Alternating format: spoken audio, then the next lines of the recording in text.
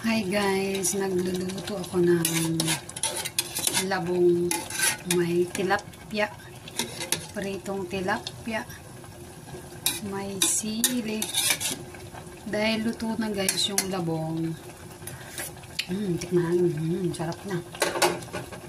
Ilagay ko na yung dahon ng saluyot. Mabilis lang maluto yan guys, yung dahon.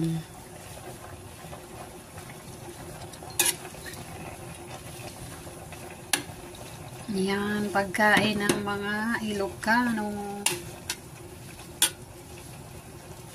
Pasok ko dun sa loob para maluto agad.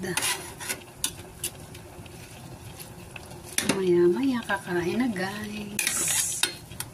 Mapaparami na naman tayo. Thank you for watching.